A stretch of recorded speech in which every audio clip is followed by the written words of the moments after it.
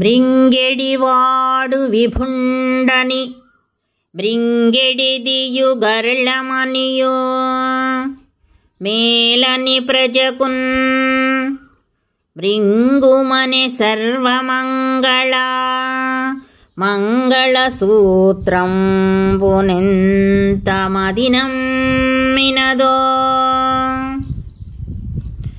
ఈ యొక్క పద్యము బమ్మెర పోతనామాత్యుడు వ్రాసిన శ్రీమద్భాగవతములోనిది. హాలాహలం పొంగుకొచ్చి లోకాలన్నీ సర్వనాశనం చేసే ప్రమాదం ఏర్పడినప్పుడు అందరూ కలిసి వెళ్ళి ఆ యొక్క మహేశ్వరుడికి మొరపెట్టుకుంటారు. అసలే శివుడు భోలాశంకరుడాయే. వాళ్ళలా వేడుకొనేసరికి అతని మనస్సు కరగకుండా ఉంటుందా? ప్రపంచాన్ని రక్షించడానికి ఎంతకైనా తెగించే కనికరం కలవాడు శివుడు. అందుకే ఆ విషాన్ని మొత్తం మింగి ప్రపంచాన్ని కాపాడడానికి పూనుకుంటాడు. అప్పుడు తన అర్ధాంగి అయిన పార్వతీదేవి వైపు చూసి ఆమె ఏమంటుందో, ఒప్పుకుంటుందో లేదో అని ఆమె వైపు చూస్తాడు పరమశివుడు.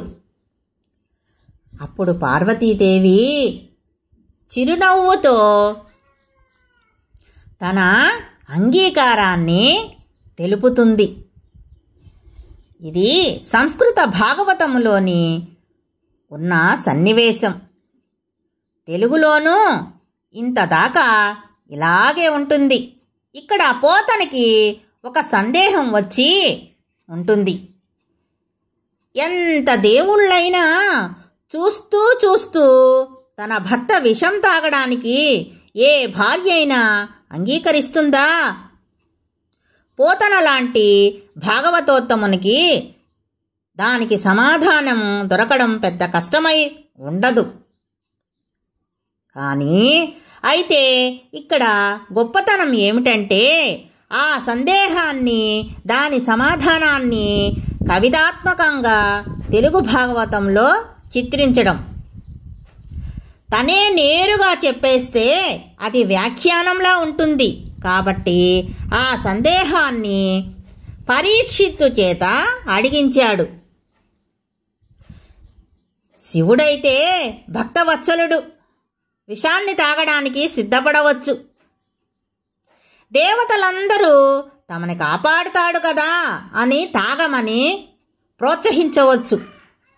కానీ పార్వతీదేవి తన భర్త విషం తాగడానికి ఎలా ఒప్పుకుందయ్యా అని అడుగుతాడు.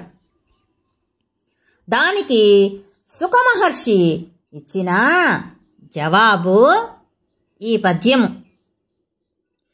కేవలము 2 పదాలతో మొత్తం భారతీయ సంస్కృతిని ఎంత చక్కగా చెప్పాడు. అది తెలుగు నుడికారంతో. మంగళసూత్రాన్ని నమ్మడం అంటే తన భార్యాభర్తల అనుబంధాన్ని నమ్మడం, ఒకరినొకరు విడిచిపెట్టమని చేసిన ప్రమాణాలలోని సత్యాన్ని నమ్మడం. ఇక్కడ పార్వతీదేవి ఎవరు? సర్వమంగళాదేవి. సర్వమంగళ అంటే పరిపూర్ణమైన శుభానికి ఆకారమే ఆవిడ.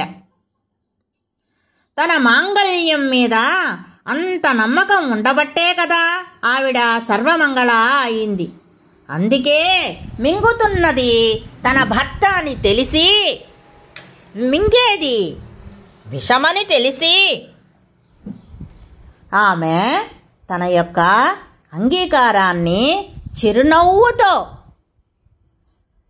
తెలియచేసి ఒప్పుకుంటుంది.